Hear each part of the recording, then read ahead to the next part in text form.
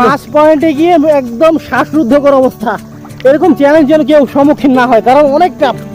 হয় না 1 ঘন্টারও বেশি সময়, মোটামুটি 75% মিনিট সম্ভব না, কোনো সাধারণ কথা না। একটানা রানিং সাঁতার কাটা খুব কষ্টকর, দম নিতে কষ্ট হচ্ছে এই মুহূর্তে। 35 কিলো রাস্তা পাড়ি দিয়ে এখন আসছে মহারাজ দিঘিতে গোসল করা। দেখি রেডি, প্রস্তুতি নেওয়া হচ্ছে।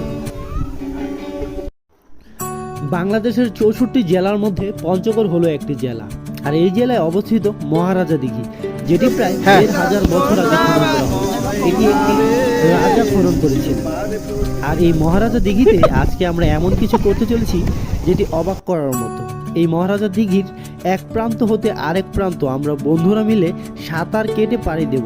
জানি এটা অনেক চ্যালেঞ্জের হবে এবং অনেক ঝুঁকিপূর্ণ, মাঝ পথে যেয়ে ভয়ও লাগতে পারে, কিন্তু আমরা তারপরেও এই চ্যালেঞ্জটি গ্রহণ করে নিয়েছি এবং আজকে আমাদের চ্যালেঞ্জ হলো এই মহারাজা দিঘির এক প্রান্ত হতে আরেক প্রান্ত পাড়ি দেওয়ার জন্য প্রস্তুতি নিচ্ছি আমরা এবং নেমে পড়েছি।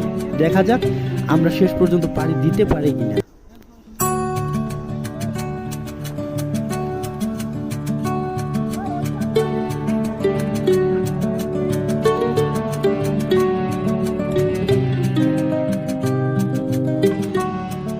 একসময় স্থানীয় লোকজন বিয়ে শাদীর ব্যবস্থা করলে আগের দিন দিঘির পাড়ে গিয়ে থালা বাসনের কথা বলে আসলে পরের দিন অনুষ্ঠানের জন্য অদৃশ্যভাবে চলে আসতো প্রয়োজন মতো থালা বাসন। ব্যবহারের পর তা পরিষ্কার করে ফেরত দিতে হতো, যার জন্য দিতে হতো না কোনো টাকা।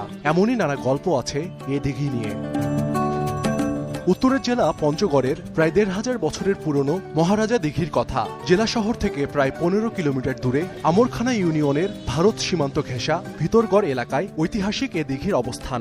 1000 বছরের পুরনো দিঘি আর নানা রূপকথার গল্পের কাষ্ট করতে দিঘির সৌন্দর্য বৃদ্ধি ও সংস্কারের জন্য বিভিন্ন দফতরের সাথে কথা চলছে বলে জানান স্থানীয় প্রশাসন। এই মহারাজার পুরনো ঐতিহ্যতে ফিরে চলে আসলো।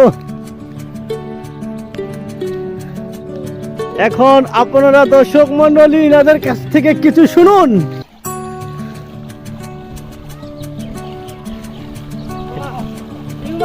আমার দরকার নেই, আমি সেগুলো চ্যালেঞ্জ কেউ না নেই।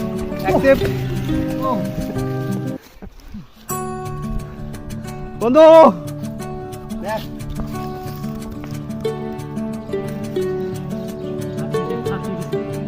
এই উপরে যে লোকটা আছে এ বেশি করে নাই, নিচের লোকটা পুরোপুরি সম্পূর্ণ করেছে।